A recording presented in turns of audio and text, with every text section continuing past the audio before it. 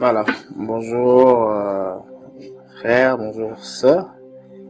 Moi c'est le frère Patrick, Patrick Moigna de la RDC.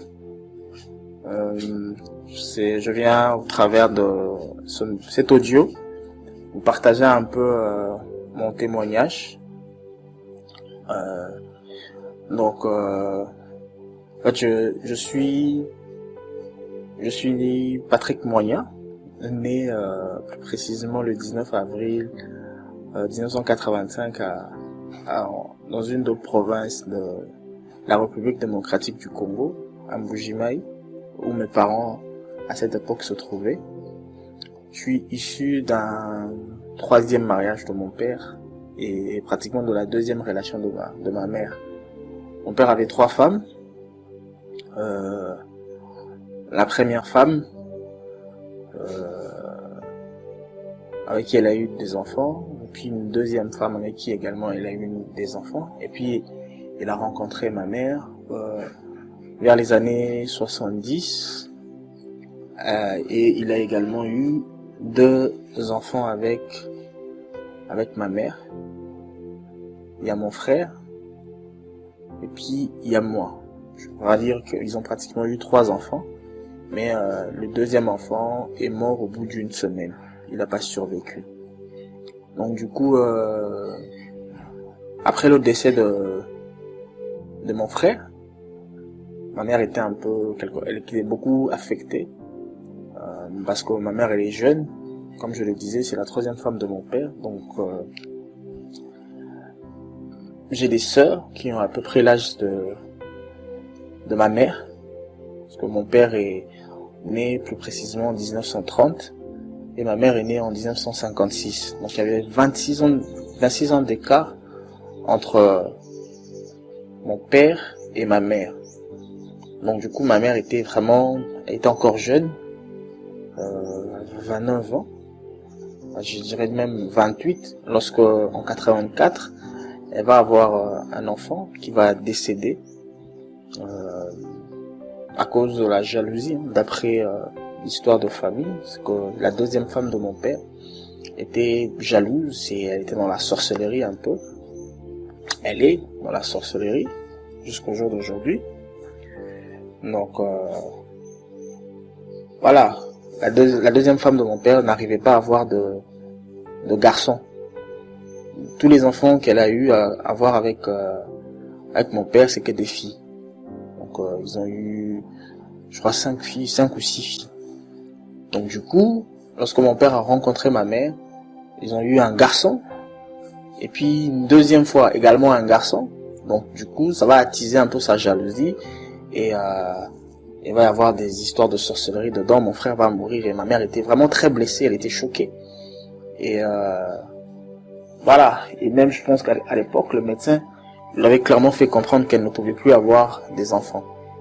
Donc du coup, elle pleurait, elle gémissait, et son désir le plus ardent, c'était quand même d'être consolée, de trouver consolation un peu à sa douleur, en essayant d'avoir un autre enfant.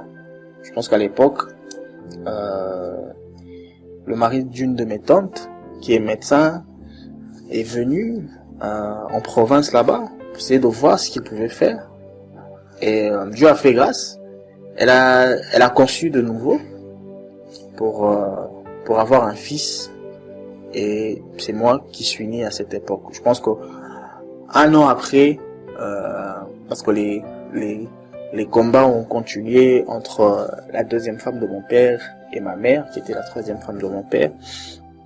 Et du coup ma mère, comme elle était encore jeune, elle a décidé de quitter mon père, elle a quitté la province et elle est rentrée à Kinshasa, en capitale, auprès de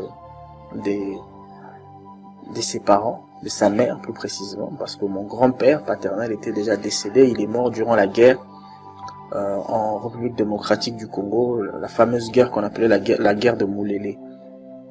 Donc après s'être séparée après avoir quitté mon père, ma mère est revenue sur Kinshasa.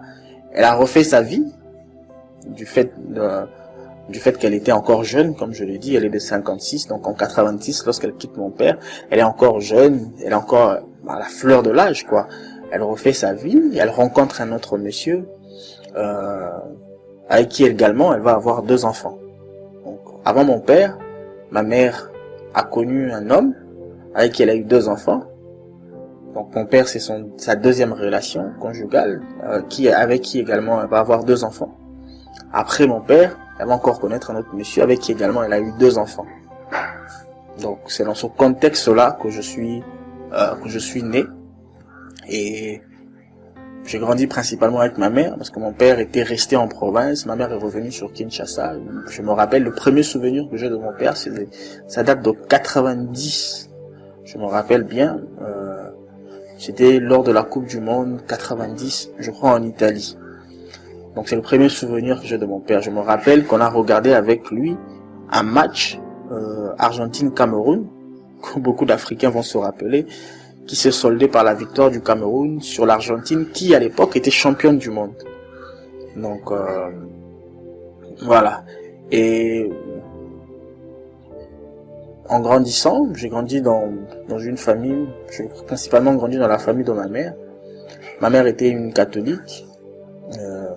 Dans les années 90, je dirais même un peu plus avant, dans les années 80, il va y avoir un mouvement de réveil au niveau de la RDC, le réveil au niveau des années 80, qui a beaucoup influencé, qui a suscité beaucoup d'hommes de Dieu, beaucoup de repentance, beaucoup de conversions. On a vu des femmes qui étaient vraiment très bien positionnées du plan de vue social, qui étaient 2e bureau, 3e bureau, abandonner leur mari richissime à l'époque, qui fréquentaient,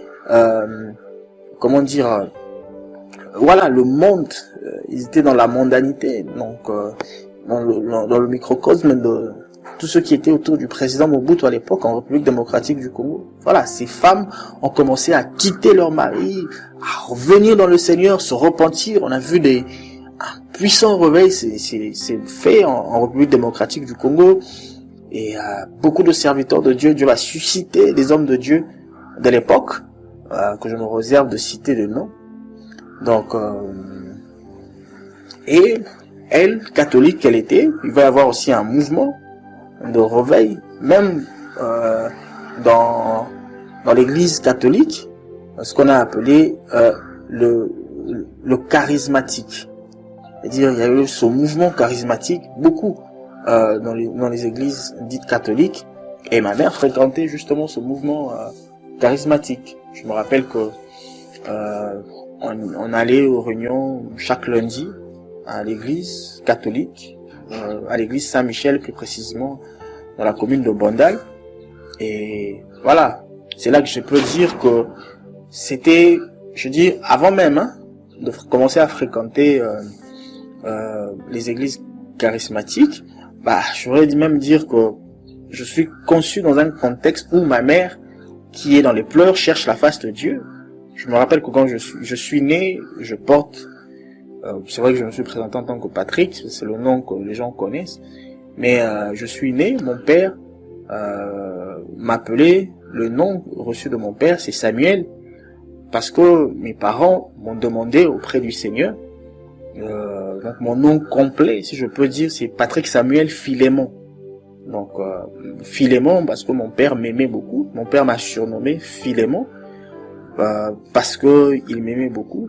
Une petite précision, je suis le cadet de mon père. Donc du côté de mon père, je crois que j'ai une dizaine de frères et sœurs. On est plus de 15. Donc je suis le cadet de mon père. Donc du côté de ma mère, j'ai deux petits après moi, une sœur et un frère. Donc c'est dans ce contexte-là, c'est-à-dire que mes parents ont soupiré à avoir un enfant en le demandant au Seigneur. Donc du coup, j'ai grandi dans un contexte très religieux, avec l'église charismatique, où ma mère allait régulièrement en réunion. Donc on allait, on fréquentait, on priait. Je connaissais pas vraiment le Seigneur, mais on y allait. J'allais avec ma mère. On a commencé à grandir et je me rappelle que voilà, je voulais je voulais, comme je voyais beaucoup de jeunes gens à l'époque, à l'église catholique, les dimanches, durant les messes, qui accompagnaient les prêtres durant les messes. Donc j'ai eu à cœur, moi aussi à l'époque, à un moment donné, de devenir enfant de chœur, comme on le dit chez nous, acolyte. Donc je me suis inscrit pour devenir un enfant de chœur. J'ai marché au milieu de prêtres, je servais durant les messes. Donc voilà, on était là, il y avait ce zèle là. Après, pendant cette même période où j'étais enfant de chœur ou acolyte à l'église, j'ai intégré un groupe de jeunes, parce qu'il y a eu beaucoup de groupes de jeunes qui se sont levés à un moment donné dans l'église catholique. Il y a un de groupes que j'ai intégré, c'était le groupe qu'on appelait les Bilengue Amwinda, qui veut dire enfants de lumière. J'ai intégré le groupe de Bilengue Amwinda. Donc c'est là qu'on allait, on apprenait des choses, les bases de la foi catholique, je veux dire ça comme ça. Mais voilà, j'ai intégré ce mouvement-là au moment où je commençais à devenir un homme, c'est-à-dire à ma puberté. Donc du coup, j'étais attiré par les jeunes filles, attiré par les femmes. Donc du coup, à l'âge de 12 ans, alors que j'étais enfant de chœur, alors que j'étais Bilengue Amwinda, c'est vraiment là que les choses ont commencé à devenir terribles par rapport à ma vie. Et je suis tombé dans la cigarette. Je commençais à fumer à l'âge de 12 ans. À 12 ans, j'ai commencé à fumer, et puis je suis tombé dans l'alcool. Après l'alcool, c'est les femmes, c'est le copinage, et j'ai beaucoup dans la pornographie et tout le reste. Donc je me rappelle même d'une anecdote qui vraiment est honteuse. Je me rappelle qu'on a passé toute une nuit en famille, et imaginez que c'était le jour de la première communion d'une de mes cousines. Après la fête de la communion, on a passé la soirée à regarder en famille, entre cousins et cousines, toute une soirée, donc de la nuit au petit matin, à regarder des films pornographiques. Donc on était vraiment en plein dedans, plein dans le péché. On grandissait, on allant à l'école, donc avec des amis à l'école, on avait un groupe que nous qu'on appelait Évolution, en prenant pour modèle, je pense pour ceux qui regardaient un peu le catch américain qui passait, il y avait un groupe de catcheurs qui a été formé à un moment donné avec plusieurs catcheurs renommés qui s'appelait Evolution. Donc nous aussi on avait créé notre groupe qu'on appelait Évolution, Evolution en anglais. Donc du coup notre évolution ça tournait essentiellement autour de l'alcool, de la cigarette. C'était un groupe de jeunes qui aimaient beaucoup boire, qui aimaient beaucoup fumer, qui couraient après les jeunes filles de notre âge. Donc c'est dans ce contexte-là. Et je vous dis, c'est à la même période que j'étais enfant de chœur. À cette même période, j'étais enfant de chœur à l'église. J'avais une apparence de piété, alors que j'étais un rebelle le plus profond de moi-même. Donc j'étais à fond dans la religion. À fond dans la religion. Tout était dans la forme. On était vraiment beaucoup dans la forme. Il n'y avait rien dedans. Aucune vie. Et je travaillais bien à l'école. Et puis les choses ont commencé à se dégrader un peu par rapport à l'école. Je n'avais plus de bons résultats à l'école et tout le reste. Donc jusqu'en, on va dire, à 12 ans, j'ai commencé à fumer, jusqu'en 2006. En 2006, il y a une de nos cousines qui avait fort l'habitude, elle est chrétienne, Marie, qui m'a invité à un programme de la jeunesse de l'église où elle allait. Elle avait l'habitude de m'inviter généralement au programme de la jeunesse. disais toujours non, je n'avais toujours pas le temps parce que le programme, c'est que la jeunesse de l'église où elle allait, la parole éternelle, une des extensions de l'église là-bas, membre des assemblées de Dieu en République démocratique du Congo, c'est que ça tombait généralement le samedi. Or, le samedi, c'était le jour où les jeunes, voilà, après l'école, aller boire, aller sortir, voilà, aller un peu se défouler, quoi, après avoir eu une semaine d'école un peu difficile. Donc, du coup, elle avait pour habitude de m'inviter, je venais pas.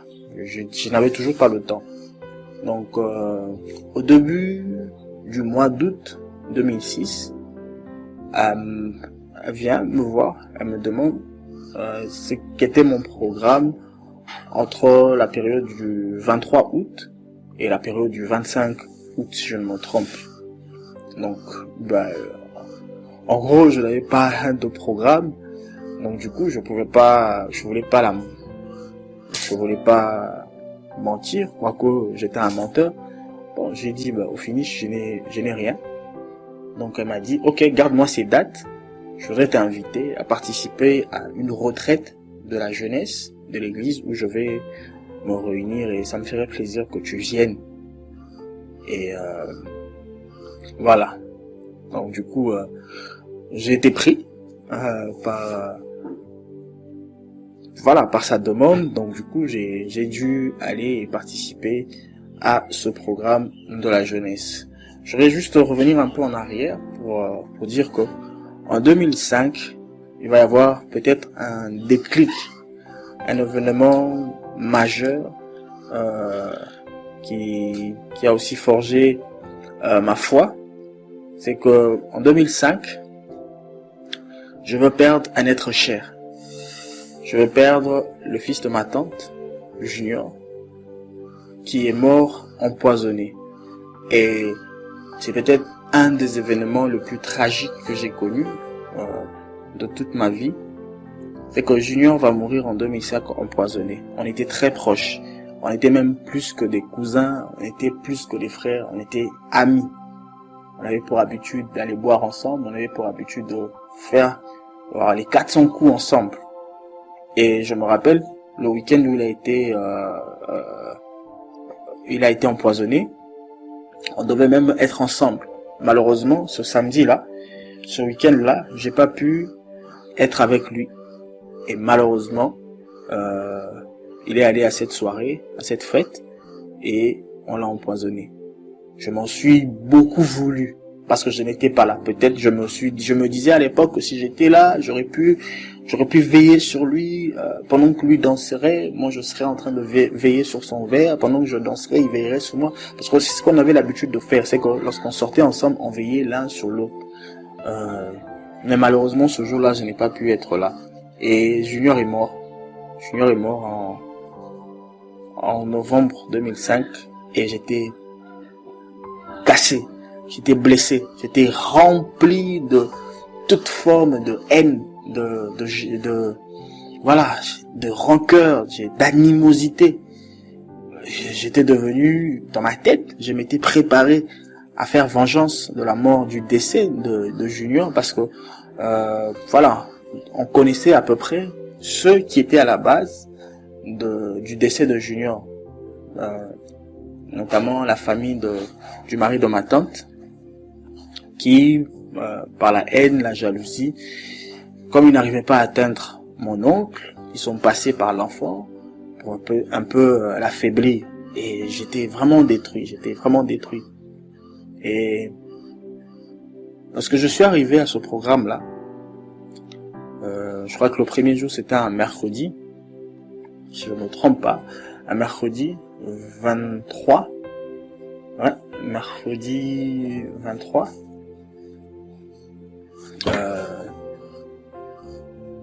mercredi 23, 23, c'était un mercredi 23, je suis arrivé à ce programme,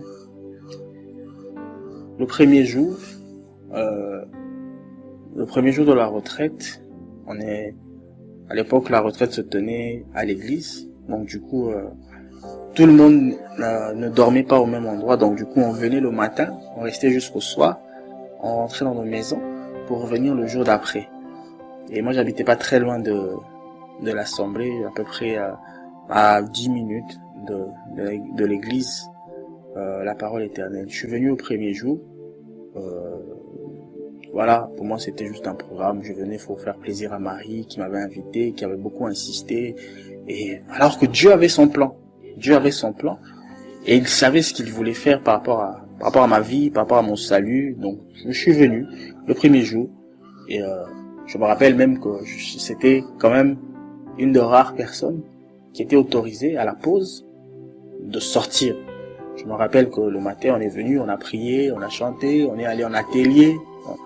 Et les ateliers c'était des groupes où à peu près les jeunes d'une même catégorie d'âge se retrouvaient pour discuter autour des enseignements, échanger, pour poser des questions sur s'ils ont compris l'enseignement, qu'est-ce qu'ils sont venus chercher durant cette retraite et tout le reste. Donc du coup, pour moi c'était juste, voilà, je venais pour Marie. Je n'étais pas venu pour reprendre, je venais pour Marie parce que Marie, voilà, c'est quand même quelqu'un qui m'est très cher. Donc je venais pour lui faire plaisir. Et à la pause, comme je le disais tout à l'heure, je suis quand même une de rares personnes à qui on avait autorisé de sortir. Et pendant mes pauses, je sortais, comme j'ai fumé, je sortais pour fumer. Je sortais normalement pour fumer.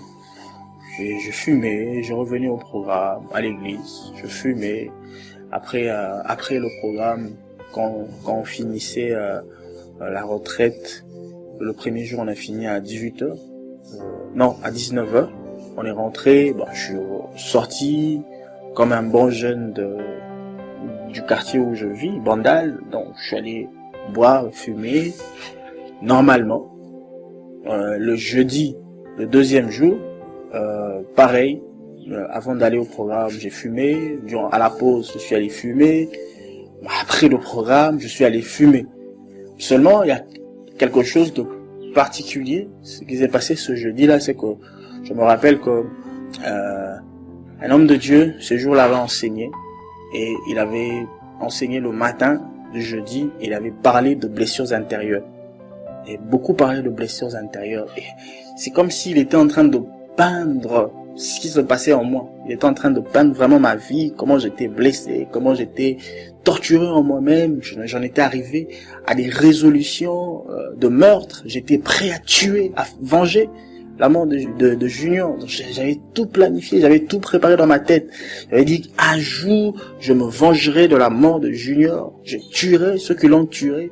Et voilà, enfin que mon cœur, mon âme puisse retrouver le minimum de quiétude, le minimum de paix. J'étais préparé à tuer.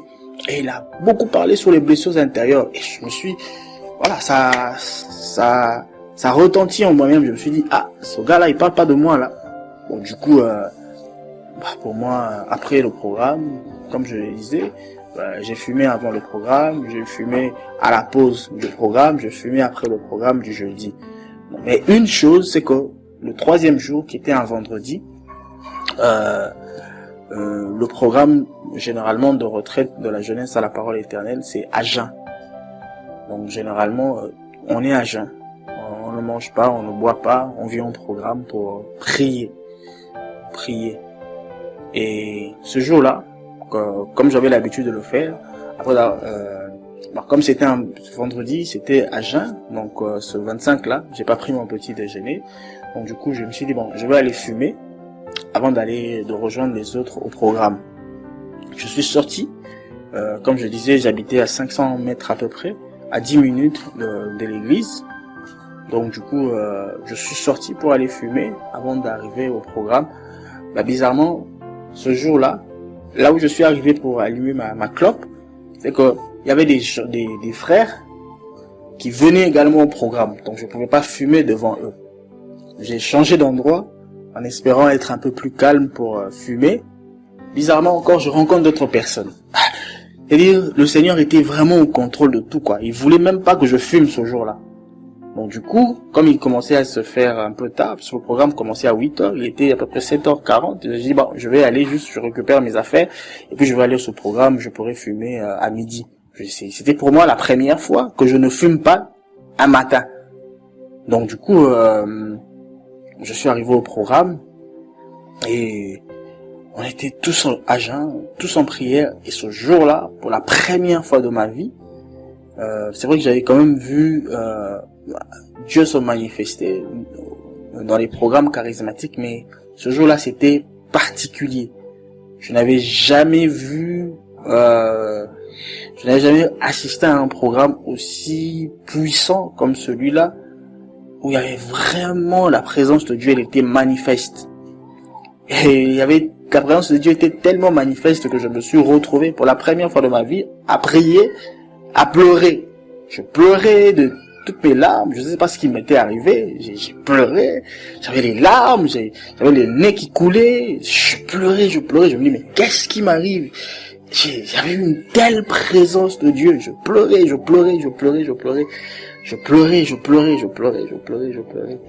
Puis j'ai dit,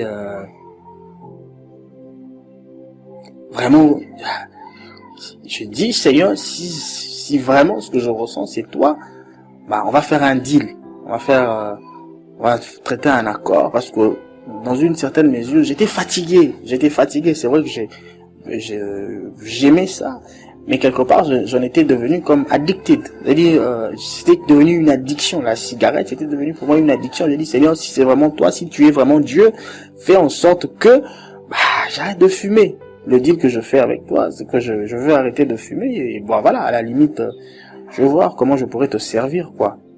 Et là, j'ai entendu la voix de Dieu pour la première fois de ma vie. J'ai entendu Dieu me parler. Dieu m'a appelé par mon nom. Il a dit Patrick. Je tremblais comme pas possible. Dans les pleurs où j'étais, j'ai dit, je regarde autour de moi. Tout le monde était par terre. Les gens pleuraient à gauche, les gens pleuraient à droite. Là où j'étais, je pleurais. J'entends, on m'appelle, je regarde. Je pensais qu'il y avait quelqu'un autour de moi qui m'appelait. Non, c'est Dieu qui m'a appelé. Et Dieu m'a dit ce jour-là, c'était un vendredi, 25 août 2006, Dieu me dit, lundi, tu arrêtes de fumer. Waouh! Je vous assure, catholique que j'étais, alors fervent catholique, je me rappelle, pour plus d'une fois avoir défendu la doctrine catholique à l'école où j'étais et tout le reste. J'ai dit, pour la première fois, j'ai entendu, Dieu m'a parlé. J'ai entendu la voix de Dieu. Et là, voilà. Le programme du vendredi, il s'est achevé, comme d'habitude. Et même à la pause, je n'avais même pas à cœur de sortir du programme. Je suis resté au programme. Je ne suis pas allé fumer à ma pause. J'ai fait le programme à jeun, sans fumer, sans manger, jusqu'à 19h. Comme tous ceux qui étaient au programme ce jour-là. Et à 19h, au sortir du programme, voilà, tout était redevenu normal, comme on avait le droit de manger et tout le reste. Je suis rentré chez moi à la maison, j'ai pris quelque chose, je suis ressorti le soir, comme un bon jeune de mon quartier, je suis allé, j'ai fumé. Je me rappelle que j'ai fumé cette nuit-là. J'ai fumé cette nuit-là, et puis le samedi, c'était le dernier jour du programme de retraite de la jeunesse. On est venu, voilà, on a prié, et puis comme c'était un samedi, et les samedis il y a des mariages, donc le programme s'est achevé un peu plus tôt que d'habitude. Donc on a achevé le programme, et c'était fini. Pour moi c'était une forme de délivrance, c'est bon. Elle m'avait demandé ses dates, je lui ai donné, Marie m'avait demandé ses dates, je lui ai donné ses dates, donc du coup, c'est bon, je suis libre. Je suis quitte par rapport à Marie. Voilà, je retourne à ma vie de tous les jours. Donc le soir de ce samedi-là, elle est venue me voir. Non, regarde, le pasteur voudrait quand même présenter tous les jeunes qui ont été à la retraite, à toute l'église, parce que durant le programme de retraite, on était quand même nourris. Pendant les pauses, on nous donnait quelque chose à manger, quelque chose à boire. Donc il fallait quand même présenter aussi à l'église qui avait contribué pour que les jeunes aient de quoi manger pendant cette retraite-là. Voilà, une façon de remercier l'église pour la contribution qui était la sienne. Elle a insisté pour que je vienne avec elle le dimanche matin au programme, au culte du matin. J'ai dit, mais Marie, elle dit non, s'il te plaît, tu as commencé, finis quand même le programme. bon, j'ai dit bon, je vais quand même finir le programme qu'on avait commencé. Donc, je suis allé ce dimanche matin là. C'était le dimanche 27 août 2006 et à la réunion de prière. Et comme le vendredi, ce dimanche-là, il y avait une présence de Dieu. Une telle présence de Dieu. Je pense que ce jour-là aussi, j'ai quand même pleuré un peu. Et, par rapport parce qu'à la présence de Dieu, j'avais les larmes, je ne savais pas quoi dire. Et là, pour la deuxième fois de ma vie, j'ai entendu la voix du Seigneur. Mais la même voix qui m'avait parlé vendredi, c'est la même voix qui me parle le dimanche. Et là, la voix me dit clairement, mot pour mot, demain, tu arrêtes de fumer. C'était un choc pour moi. C'est vrai que le vendredi, sous le coup, peut-être de l'émotion, le moment, j'ai demandé au Seigneur de prendre la cigarette et tout le reste, et de faire alliance avec lui, le servir après. Mais là, la voix me dit, le Seigneur me dit, Dieu me dit, demain tu arrêtes de fumer. Donc j'étais troublé, j'ai dit non, ça peut pas arriver. Comment est-ce que moi je peux arrêter de fumer? Je vais pas arrêter ma vie. Voilà, la bonne vie et tout le reste. Non. Et après la réunion, après la prière, je me rappelle, je suis sorti, j'ai pris toutes mes économies, j'ai fait tout ce que j'avais, j'ai cassé ma tirelire, j'ai pris toutes mes économies, je suis sorti directement après la prière vers 11h, pour aller pour aller voir les amis avec qui on avait l'habitude de boire et de fumer ensemble. Donc du coup, de 11h, on a commencé à boire ce dimanche 27. On a beaucoup bu, on a beaucoup fumé, parce que en mon cœur, je disais, je ne sais pas ce qui va se passer demain. J'ai entendu cette voix-là 2 fois, et là, aujourd'hui, cette voix me dit, demain, donc je vais anticiper sur ce qui va se passer demain, donc je vais m'enivrer, je vais fumer. Alors autant que cela sera possible, parce que demain, je ne sais pas ce qui va arriver. Je suis sorti, on a été dans un quartier à Kinshasa, à Lingwala, on a bu jusqu'à 18h. À 18h, je me suis rappelé que j'avais un neveu, le fils de ma sœur, avec qui aussi on avait l'habitude d'aller boire ensemble, de faire nos 400 coups ensemble. Donc je me suis dit, quand même, je sais pas comment je vais me réveiller demain, je sais pas ce qui va se passer demain, je vais quand même aller voir Bruce, et puis on va s'enivrer ensemble, on va boire ensemble, on va fumer ensemble. Donc du coup, j'ai pris mon transport, j'ai quitté Lingwala, un quartier, j'ai quitté Lingwala pour aller me retrouver à Mongafula, à Masangambila plus précisément, où habitait ma sœur à l'époque. Et donc, je suis arrivé chez ma sœur, mon neveu n'était pas là, du coup, je suis sorti, je suis arrivé vers 20h, avec les transports et tout le reste, je suis sorti, je suis allé dans un coin de rue, à Mongafula, je me suis assis dans un bar, j'ai continué à boire ma bière, parce que comme j'avais cassé ma tirelire, donc j'avais les sous sur moi, j'ai continué à boire, j'ai fini mon paquet de cigarettes, et là, je rentrais chez ma sœur, 22h par là. Comme je n'avais plus de cigarettes, j'ai dit je vais en prendre. J'en ai pris 2.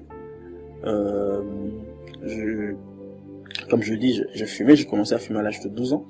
Donc, je fumais plus particulièrement quand c'était possible du Marlboro, parce que ça coûtait quand même assez cher. À l'époque, j'étais encore à l'école, donc je pouvais pas régulièrement m'acheter du Marlboro.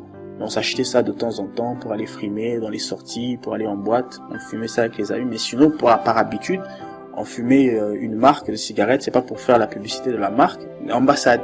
Donc, parce qu'on se disait, Ambassade, c'était la cigarette classe, c'était la cigarette qui coûtait un peu plus cher à Kinshasa. Donc, ça faisait un peu plus classe. Donc, du coup, celui qui fume de l'ambassade, c'est des ambassadeurs. Donc, du coup, c'est la folie, quoi.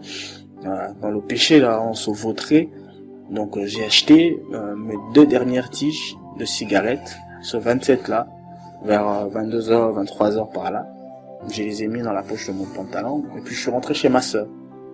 En rentrant chez ma sœur, quelque temps après, le fils de ma sœur, Bruce notamment, va revenir vers 23h ou pratiquement minuit déjà. Il est venu me voir, mais oncle, parce qu'il m'appelle oncle. C'est vrai que il a 1 an de plus que moi. Comme je disais que ma mère, avec mon père, ils ont 26 ans de décalage. Donc j'ai des sœurs qui ont à peu près l'âge de ma mère, donc qui ont des enfants, soit plus âgés que que moi, ou sinon on a le même âge. Donc il est venu, ah, mais oncle, tu es venu, il fallait m'appeler, puis on allait se voir, on allait boire ensemble, blablabla, parce qu'on connaissait, on avait l'habitude, quoi. Donc, viens quand même, je vais t'offrir quelque chose, tu veux pas venir ici, et puis dormir comme ça, sans que je t'offre quelque chose. On est sorti, je pense qu'à 7 heures, il était déjà minuit passé, hein, parce que je me rappelle plus de l'heure. On est arrivé au bar, il était fatigué, il était tapé, j'étais fatigué, j'étais tapé. Du coup, voilà, on va aller boire à la maison. On a ramené une bouteille de bière. On a ramené une bouteille de bière à la maison chez ma soeur. Et on s'est assis au salon. On a ouvert la bouteille de bière. Malheureusement, parce que c'était dans le plan du Seigneur, on n'a pas pris une seule goutte de cette bouteille-là. Parce je pense qu'il était déjà lundi. Parce que moi je suis rentré, il était plus 23h30, le temps que mon neveu arrive, je pense qu'il était déjà minuit passé, donc il était plus 0 heure passée. Donc du coup, on s'est endormi au salon, et c'est vers 4 heures du matin que ma sœur, en se réveillant, va nous trouver au salon. Elle va nous réveiller du salon, c'était allongé sur les chaises au salon. Elle va nous réveiller, elle va récupérer la bouteille de bière qu'on avait achetée, qu'on n'avait pas bu, elle va renverser le liquide qui se trouvait dedans, parce que généralement la bière, quand on laisse ça ouvert comme ça commence à moisir, donc c'est plus digeste. Donc voilà, on est allé, on a dormi, on s'est réveillé aux alentours de 9h, 10h avec mon neveu. J'ai mangé, je suis pas allé fumer, c'était vraiment rare. Après un repas, en principe, j'allais fumer. Je mangeais, je suis pas allé fumer. Mon neveu se réveillait, il est sorti, comme c'était son quartier. Il est allé voir ses amis. On avait l'habitude de se retrouver à un endroit dès le matin pour boire, pour discuter. Il est venu me chercher vers 11h. Non, mais je suis déjà avec les amis, les potes et tout le reste. Viens, on va chez Denis. Chez Denis, c'est là où on allait boire. Viens, on va chez Denis. J'ai dit, ok, vas-y, je te rejoins. Mais non, finalement, je reste à la maison. Je sais pas ce qui m'arrivait. Je n'arrivais pas à sortir, je n'avais pas fumé depuis le matin, je n'arrivais pas à rejoindre les autres là où ils se retrouvaient pour boire. Donc voilà, j'étais là, seulement à la maison.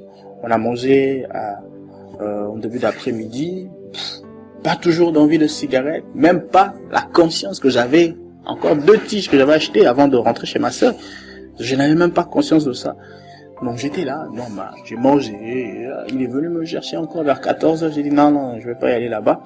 Et puis quand il est venu me chercher aux alentours de 16h par là, j'ai dit non, finalement je suis fatigué, je vais rentrer chez moi. Donc je devais rentrer là où je vivais. Donc et il a commencé à me faire un pas pour me déposer à l'arrêt de bus pour que je rentre chez moi à la maison. Et là, mon neveu me demande de lui acheter 2 cigarettes. Et non, il me demande de l'acheter de la cigarette. Il me dit, oncle, achète-moi la cigarette s'il te plaît. Il a dit 32, c'est comme ça on avait un code pour dire cigarette. Est-ce que je peux avoir du 32 chez toi là? Je lui ai dit non, je n'en ai pas. Et là, bizarrement, c'est comme si ma mémoire m'était revenue. Tac, je me suis rappelé, j'ai 2 tiges de cigarettes dans ma poche. J'ai pris de manière discrètement, j'ai introduit ma main gauche, parce que j'ai fumé avec ma main gauche pour que je sois droitier, pour faire un peu discret. J'ai introduit discrètement ma main gauche dans ma poche, la poche de mon pantalon. J'ai pris les 2 tiges que j'avais achetées la nuit, je les ai écrasées discrètement, sans que mon neveu ne voie, et j'ai jeté. J'ai pris mon transport, je suis rentré chez moi à la maison, et là, je pleurais dans ma chambre. Je suis rentré à la maison, je pleurais, je disais, Seigneur, je criais à Dieu, je criais au Seigneur, je dis, Seigneur, tu as changé ma vie, tu m'avais dit hier que demain, c'est fini, c'est bon, tu arrêtes de fumer. J'ai fait une alliance le 25 août 2006 pour lui dire que s'il prenait la cigarette, je le servirais. Mais le Seigneur m'avait tout pris. Alors, je dis, il a tout pris. Je voulais arrêter de fumer, j'ai arrêté de boire, j'ai arrêté les sorties, j'ai arrêté de fréquenter les potes à l'époque. sans que personne ne vienne me dire, donne ta vie, sans que personne ne vienne me voir pour me faire répéter une prière, répète ceci, Seigneur Jésus, je crois en toi, je te donne. Non, j'ai dit, c'est rien de tout ça. J'ai dit, Dieu m'a visité. Dieu est capable de nous visiter. Et il m'avait visité de la sorte. J'ai donné ma vie au Seigneur. J'ai commencé à prier.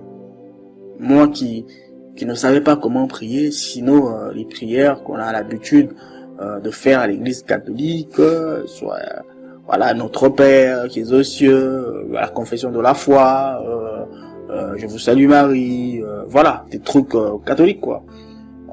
Donc c'est tout ce que je savais en termes de prière. J'ai commencé à prier, j'ai commencé vraiment à crier au Seigneur. Et moi qui n'avais aucune connaissance de la parole, quoique étant enfant de cœur, marchant avec les prêtres catholiques et tout le reste, je n'avais aucune connaissance de la parole. Je connaissais rien. Le Seigneur commençait à m'enseigner par rapport à sa parole. Je recevais, pendant que je priais de foi, des instructions. Je recevais des passages bibliques. Je vais être en prière, je me rappelle, une fois j'étais en prière, le Seigneur me donne comme ça, pleinement dans l'oreille, Ézéchiel 23. Oh, je connaissais, mais je savais même pas qu'il y avait un livre d'Ézéchiel dans la Bible. Donc je n'ai jamais su de toute ma vie qu'il y avait un livre qui s'appelait Ézéchiel dans la Bible. Je regarde comme ça, pouf, Ézéchiel. Je regarde, je cherche le verset 23, je tombe dessus, je le lis. Et puis un autre jour, bah, le Seigneur te dit Habakkuk. J'ai dit Habakkuk, c'est quoi encore cette histoire? Je regarde dans la Bible comme ça, il y a le livre d'Habakkuk. Waouh! C'est comme ça que le Seigneur a commencé à m'enseigner. C'est comme ça que j'ai commencé à avoir aussi le goût par rapport à la parole. J'ai coupé le pont avec tous mes amis. C'était vraiment, j'ai coupé le pont. Hein. Je coupais le pont. C'est-à-dire le week-end, j'étais à la maison. C'était bizarre. Même ma mère, elle comprenait pas. Les gens chez moi à la maison, ne comprenaient pas. Qu'est-ce qui se passe? Le week-end, il sort plus le gars là. Donc c'est comme ça que je suis venu véritablement dans le Seigneur.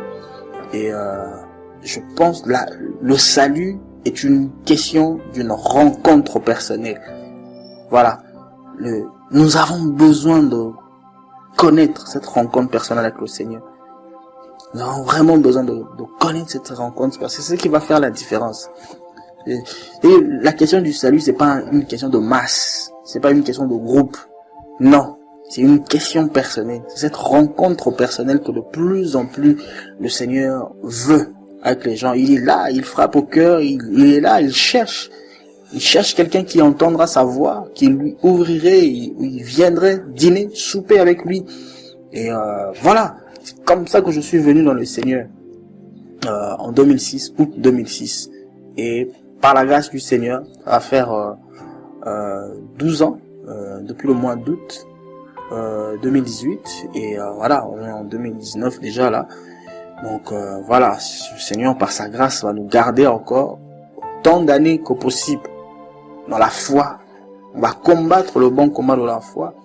Je ne dis pas que ce soit facile, je ne dis pas que qu'on n'ait pas commis d'erreurs ou qu'on ait été parfait dans notre marche, loin de là. Mais la grâce du Seigneur a fait que l'on puisse croître dans la connaissance, dans notre relation, dans notre intimité avec le Seigneur. Et il nous a préservé de beaucoup de chutes, il nous a préservé de beaucoup de dangers, et il nous a fait comprendre véritablement qu'il n'y a que lui. C'est de lui que nous avons le plus besoin.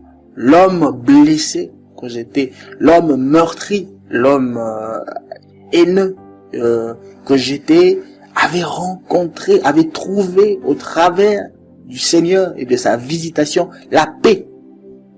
J'avais trouvé la paix, j'avais retrouvé la joie de vivre. J'étais heureux, j'étais joyeux, j'avais du zèle pour le Seigneur. J'avais retrouvé quelque chose que je n'avais plus. Voilà, je n'avais plus tout ça là. Mais par la grâce du Seigneur, la visitation de Dieu et cette rencontre personnelle que j'ai connue avec le Seigneur, ma vie avait changé. Ma vie avait changé, ma vie a changé depuis 2006. Donc c'est comme ça que je suis venu dans le Seigneur. Je vais faire un témoignage pour vous montrer combien Dieu nous aime. Le premier, je vais faire quelques témoignages vite fait pour nous encourager véritablement à comprendre que Dieu tient à ce que nous ne tombions pas. En 2 mois après ma conversion, en octobre 2006, lors d'une fête, après la soutenance d'une de mes tantes, il y avait une fête qui a été organisée. Voilà, on est sorti, on est arrivé au lieu de la fête. Ça avait pris un peu de retard. Une de mes sœurs m'a invité avec une de mes nièces. On est sorti, on est allé dans un bar. Arrivé au bar, moi je venais de me convertir, je me suis converti au mois d'août. En octobre, c'est-à-dire je n'avais pas revu ma sœur là depuis un moment. On est arrivé au bar, elle m'a demandé que chacun passe sa commande. J'ai passé la commande, j'ai demandé une boisson sucrée. Ma sœur dit non, mais Patrick, quand même, je connais, je sais que tu prends de la bière. Alors, pour plaire aux hommes, regardez ce que j'ai fait. Je regrette cela amèrement, mais gloire au Seigneur, parce que Dieu ne veut pas que nous nous perdions. Non. Dieu, lorsqu'il nous sauve, il veut que nous puissions garder son salut. Je commande pour faire plaisir à ma sœur la bière que j'avais l'habitude de prendre, et le barman me sert. Lorsqu'il me sert cette boisson-là, je vous assure, pour avoir bu pendant longtemps, avoir beaucoup bu pendant ma vie, ma tendre jeunesse, je connaissais quand même à quoi ça ressemblait, une bouteille de Skol, parce que c'est la boisson que j'avais pour l'habitude de boire. J'ai goûté, j'ai mis cette boisson-là dans ma bouche, et ça avait le goût de l'eau. C'est là que je compris que Dieu est puissant. Et j'ai regretté, j'ai dit, Patrick, qu'est-ce que tu as fait? Tu veux plaire aux hommes, alors que Dieu t'a délivré de ces choses. Comment peux-tu retourner à ces choses simplement parce que tu veux plaire aux hommes?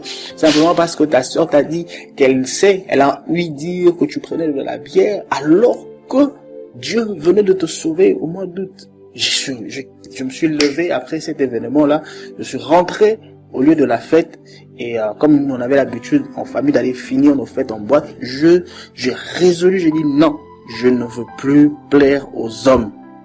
Par rapport à l'œuvre que le Seigneur a fait dans ma vie, je ne veux plus me laisser influencer par les hommes. Je voudrais, par la même occasion, au travers de ce témoignage, encourager quelqu'un à comprendre que ton salut là, Dieu, ça a du prix vis-à-vis de ton âme, a du prix pour le Seigneur. Et ne te laisse plus influencer par les hommes. Faut pas laisser les hommes vouloir te ramener, te dire non, tu vois, c'est quand même la jeunesse, tu vois, on est quand même sur terre, ceci, c'est-à-dire les gens qui veulent arrondir les bouts là. Non. Il nous faut, par rapport à la marche chrétienne, au salut acquis chèrement par l'œuvre de la croix, il nous faut être fermes. Être capable de défendre nos convictions, être capable de garder chèrement ce salut acquis à un prix précieux. Tu vois, j'aime ce que la Bible dit dans le livre d'Ésaïe là-bas. Il dit que voici, j'ai mis en Sion une pierre, un appui, et quiconque la prendra pour appui n'aura point hâte de fuir. Donc nous ne pourrons plus fuir parce que nous sommes établis sur le rocher inébranlable, sur Jésus-Christ, la pierre angulaire, la pierre qu'ont rejeté ceux qui bâtissaient, qui est la principale de l'angle. Lorsque nous sommes établis dans le Seigneur comme ça, il n'y a rien qui peut nous détourner de lui, il n'y a rien qui peut nous ramener sur tout ce que nous avons vomi. Donc, ne cherche pas à plaire aux hommes, ne cherchons pas à plaire aux hommes, cherchons à plaire à Dieu. Et Paul le dit, si je plaisais encore aux hommes, serais-je encore serviteur de Dieu? Voilà.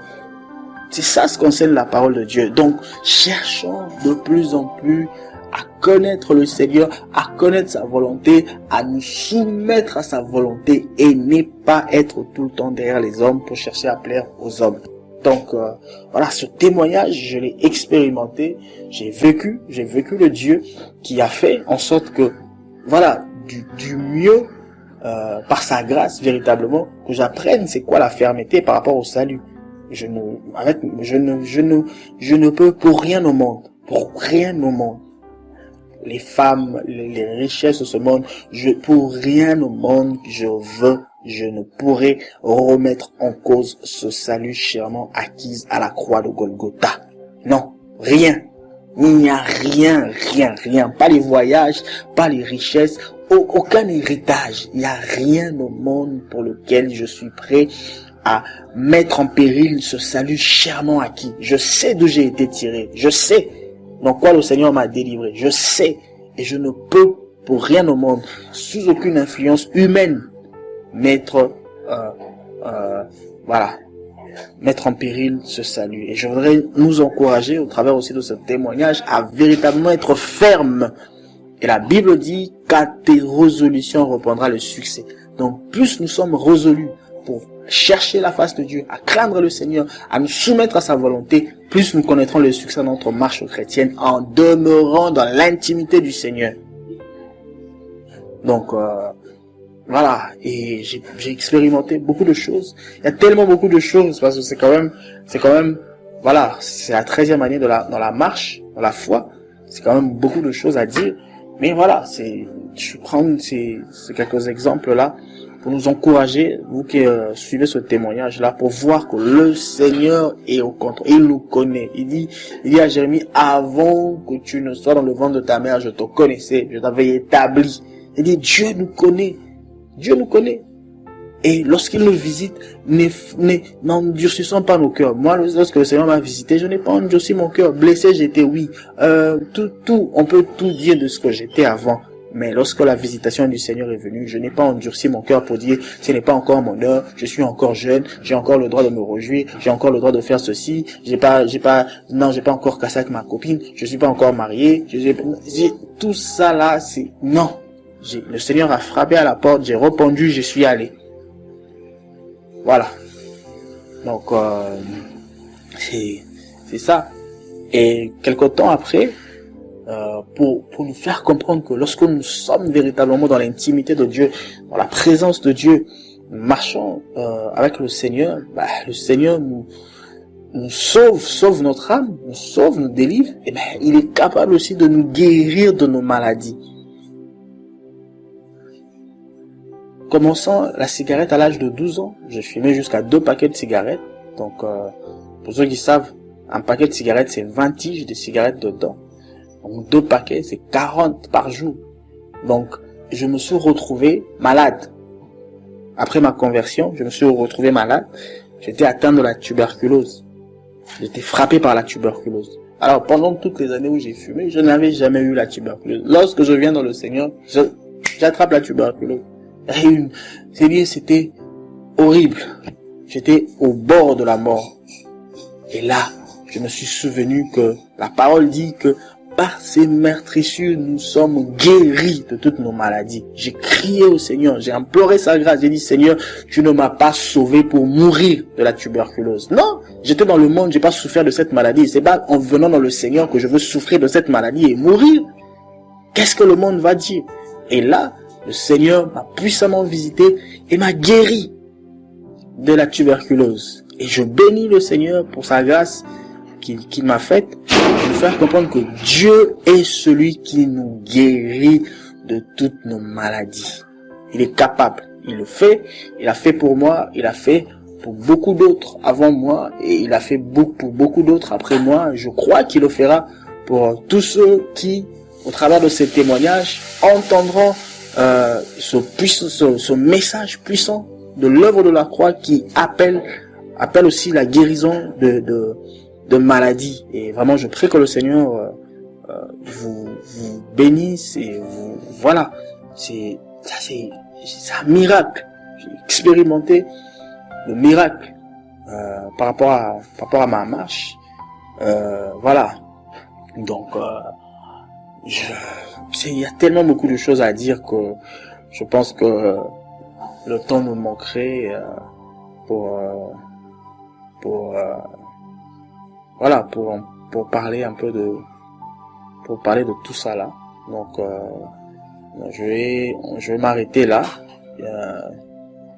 et en partageant avec vous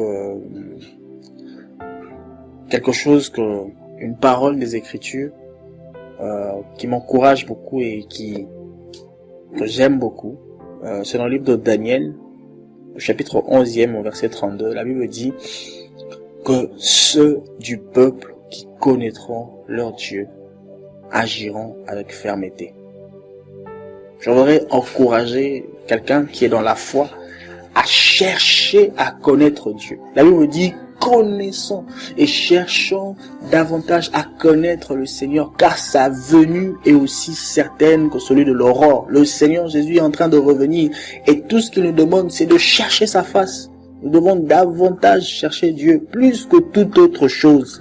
Nous sommes tombés dans les travers du monde. Le monde est entré dans l'église. L'église est rattrapée par les choses du monde, les désirs du monde. Les gens cherchent plus le mariage que Dieu. Les gens cherchent plus la guérison que Dieu. Les gens cherchent plus les voyages que Dieu. On cherche beaucoup plus de choses du monde que de chercher Dieu. Cherchons Dieu. C'est dans la révélation que nous avons de Dieu qui va déterminer notre attitude face aux différents problèmes qui peuvent surgir au-devant de nous. Et voilà, je veux nous encourager à chercher à connaître Dieu, car ceux du peuple qui connaîtront leur Dieu agiront avec fermeté. Ayez une vie d'intimité avec le Seigneur au travers de la prière. Ayez une vie d'intimité avec le Seigneur, avec sa parole qu'il nous donne. Méditez à cette parole-là, que ce livre ne s'éloigne point de ta bouche, comme il pouvait le dire à Josué par là. Médite-le jour et nuit. C'est-à-dire que nous devons nous faire violence pour chercher la face de Dieu par la prière, par les jeûnes, par les prières, par la méditation de la parole de Dieu. Cherchons Dieu. Connaissons Dieu. Surtout que lui nous a connus le premier. Il se révélera à nous. Il dit dans sa parole, il dit, si tu me cherches, tu me trouveras. Si tu me cherches de tout ton cœur, je me laisserai trouver. Nous sommes dans le temps où Dieu veut se révéler. Dieu veut se faire connaître à son peuple. Dieu désire plus que nous de se révéler à nous, de se faire connaître à nous. Alors, montrons les dispositions qu'il faut pour que le Seigneur se glorifie dans nos cœurs, dans nos vies, dans nos familles.